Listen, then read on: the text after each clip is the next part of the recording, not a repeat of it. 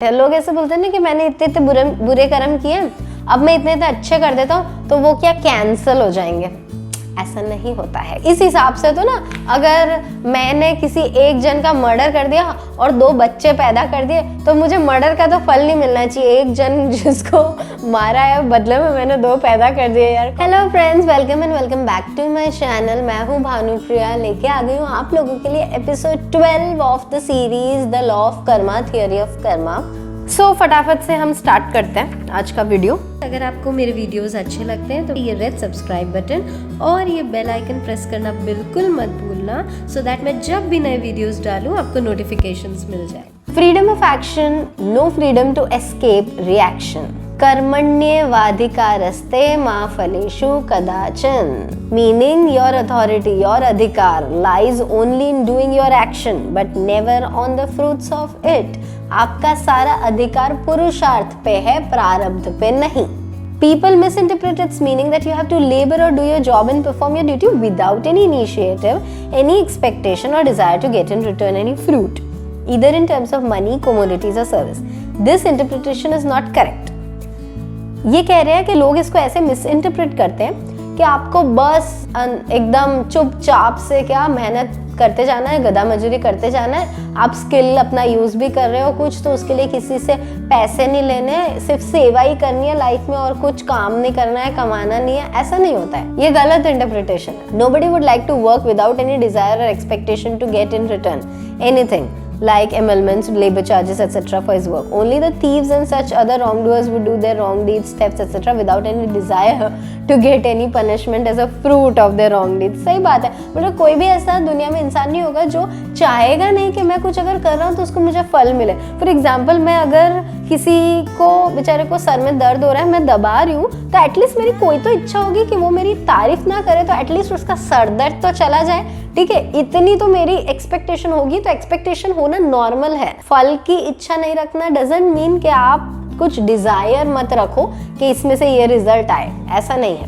ऐसा तो सिर्फ वो चोर लोग करते हैं कि हाँ भाई मैं चोरी करूं फिर भी मुझे कोई फल ना मिले, कोई पनिशमेंट ना मिले। नहीं, डिजायर होना is right. If I do my job sincerely for whole month in my office, I have got a right to demand my pay as a fruit of my karma at the end of month। हाँ, free में जाते रहो, salary मत लो, फिर तो सेवा करते रहो। ऐसा नहीं, हमारा अधिकार है कि हम जो प्रेजेंट एक्शन कर रहे हैं उसका क्रियमान कर्मा का क्रियमान फल आए, उसका हमारा अधिकार है। I ask a porter to carry my baggage to railway station and as a fruit of his labor he would naturally demand $1 from me।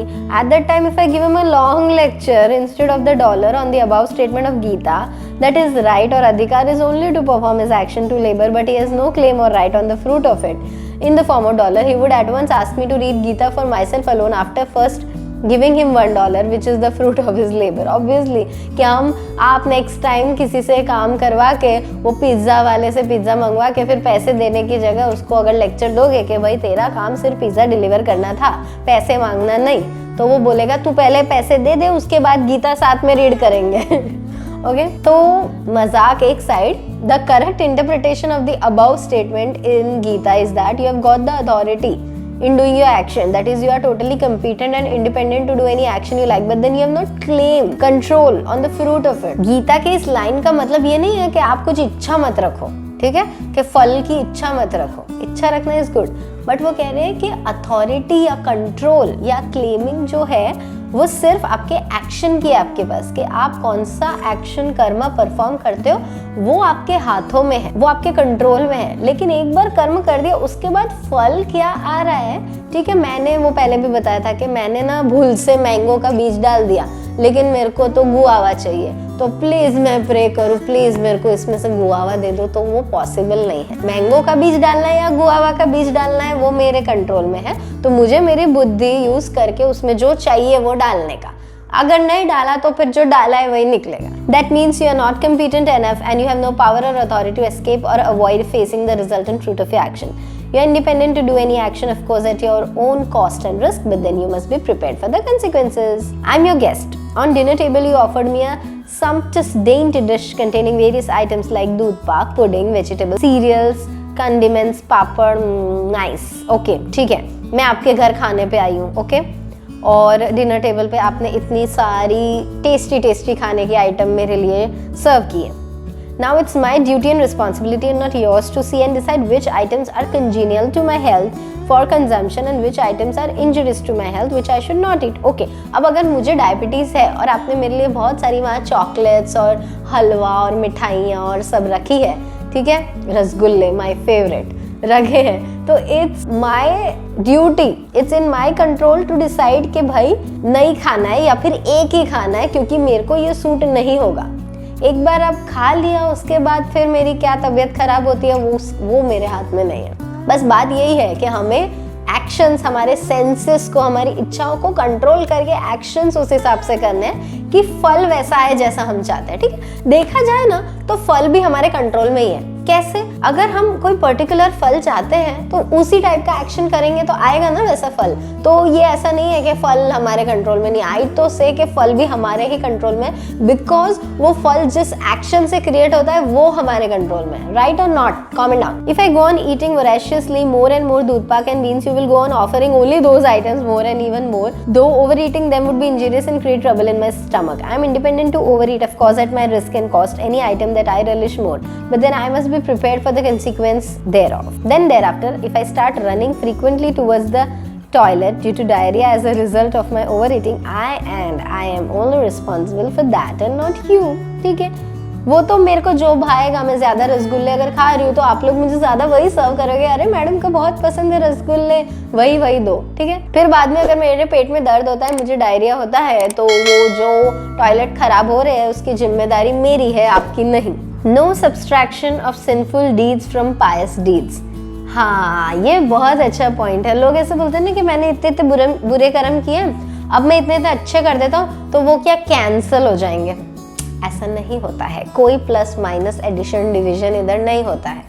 Sometimes we find people laboring under a wrong impression that if they perform 100 pious deeds and 30 sinful deeds, then those 30 sinful actions will be subtracted from those 100 actions, and thereby there will be only 70 pious actions in balance to enjoy, and we'll be free from suffering the results of those 30 sinful actions. इस हिसाब से तो ना, अगर मैंने किसी एक जन का मर्डर कर दिया और 2 बच्चे पैदा कर दिए तो मुझे मर्डर का तो फल नहीं मिलना चाहिए. एक जन जिसको मारा है बदले में मैंने 2 पैदा कर दिए. यार कॉमन, ऐसा नहीं होता है. जो बुरे कर्म किए उसका बुरा फल मिलेगा, अच्छे कर्म किए उसका अच्छा मिलेगा.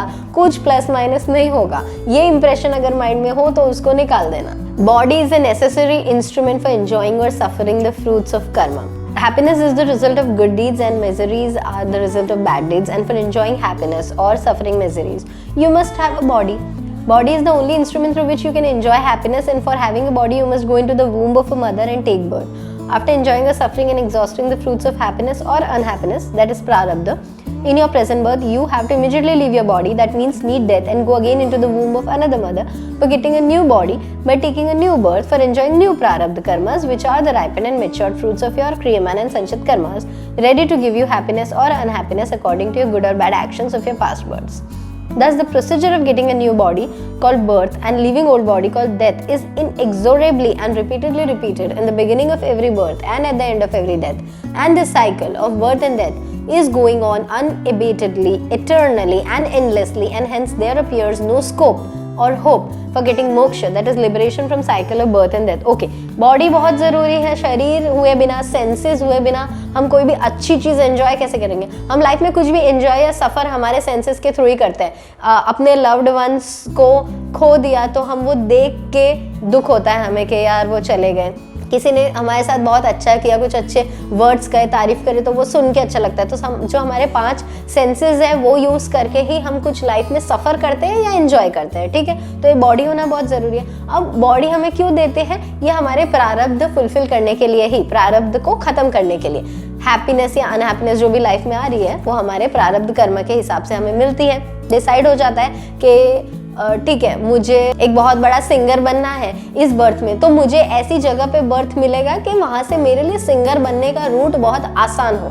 ठीक है, तो इस तरीके से वो लाइफ में जितने भी मेरे प्रारब्ध राइपेंड हुए हुए वो मुझे मिलेंगे. And after a period of time, जब इस पर्टिकुलर लाइफ के प्रारब्ध जैसे ही खत्म होते हैं, उसके बाद कोई नए पुरुषार्थ के लिए आपको जिंदा नहीं रखा जाता है. इमीडिएटली जो 10,000 प्रारब्ध अगर डिसाइडेड है कि आपको इस जन्म में सफ़र करने हैं, वो सफ़र करते करते आप बीच में नए पुरुषार्थ कर सकते हो, लेकिन जैसे ही वो 10,000th वाला प्रारब्ध खत्म होता है ना, immediately you will leave your body and फटाफट डिसाइड होता है कि अब नेक्स्ट लाइफ के लिए कितने 5,000 10,000 प्रारब्ध कर्मस आपके फिक्स है, वो सफ़र करने के लिए आप किसकी बॉडी में जाना है। तो फिर ये पूरा साइकिल चलता रहता है एंड मोक्ष की जिसकी हमने बात करी थी, liberation from this cycle of birth and death, realise हो जाना कि हम कौन है एक्चुअली, एंड ये बर्थ और डेथ में से बाहर निकलना, ऐसा लगता है दैट्स नॉट पॉसिबल। जन्म लेना और मरना दोनों ही बहुत ही पेनफुल चीज है।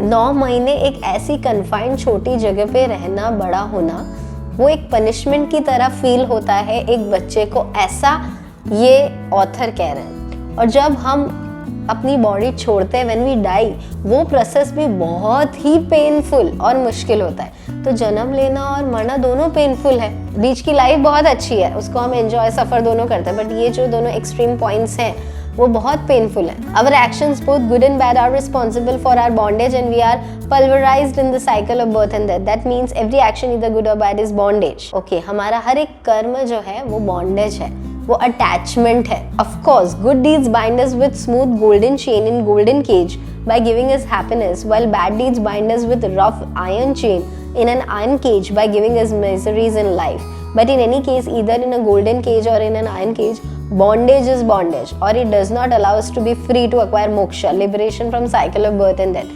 यानी कि अच्छे कर्म का फल आना, अगर हम लाइफ में बहुत अच्छे कर्म कर रहे हैं और बहुत ब्यूटीफुल लाइफ बनाई है, still it is a bondage, it is a golden cage, वो सुनहरा केज है जहाँ पे हम बंधे हुए हैं बिकॉज ऑफ अटैचमेंट, अच्छी चीज़ों के अटैचमेंट से। और अगर बुरे कर्म किए, बुरे फल आ रहे, तो भी हम वो बुरे फलों में बंधे हुए हैं कि वो खत्म नहीं हो जाते तब तक हम छूट नहीं सकते। हमें ना मोक्ष का ख्याल हमेशा, हमारे जब बुरे कर्म का फल हमें मिल रहा होता है ना, परेशान हो रहे होते हैं लाइफ में, तभी होता है अब ये छुटकारा मिले लाइफ से। अच्छे कर्म का फल जब मिलता है, मजे आ रहे होते हैं, ओहो करियर में सक्सेसफुल वंडरफुल लाइफ पार्टनर, तब किसी को ऐसे नहीं होता कि मोक्ष चाहिए। लिबरेशन बुरे वक्त में होता है, लेकिन किसी भी तरीके से ये, चाहे अच्छे गोल्डन केज में आप बंधे हुए हो या फिर ये पनिशमेंट में बंधे हुए, दोनों बॉन्डेज है, दोनों चीजें आपको मोक्ष से दूर ले जाती। सो कर्म जो है वो आपको मोक्ष से दूर ले जाती। जब तक एक छोटा सा भी क्रियामान संचित या प्रारब्ध कर्म आपके अकाउंट में पड़ा है, You are bound to take births. अभी थोड़े टाइम पहले ऐसा हुआ था कि मैं नई जगह रहने शिफ्ट हुई हूँ। यहाँ पे चीज़ें ना, थोड़ी दुकानें थोड़ी दूर दूर है and I was not having vehicle that time. ठीक है, मेरा जो व्हीकल है, 2 व्हीलर है, वो सर्विस में दिया हुआ था और मुझे कुछ मेडिसिन लेने जानी थी, तो मैंने सोचा थोड़ा ये चल के चले जाता है, 500 मीटर जितना होगा ज़्यादा से ज़्यादा।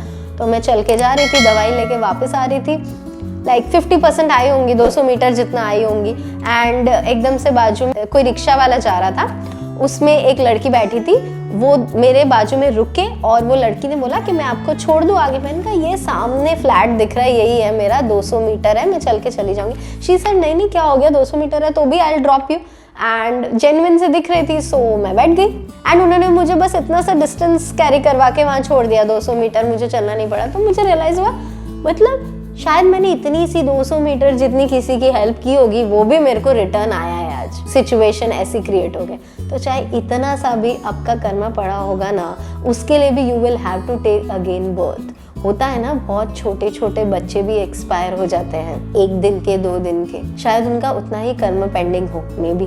Thus this vicious cycle would never allow us to be free and secure moksha, which is the ultimate goal of human life. हमें ये अभी समझ नहीं आएगा, बट कहा जाता है कि हमारी लाइफ का अल्टीमेट गोल मोक्ष ही है, एनलाइटनमेंट ही है।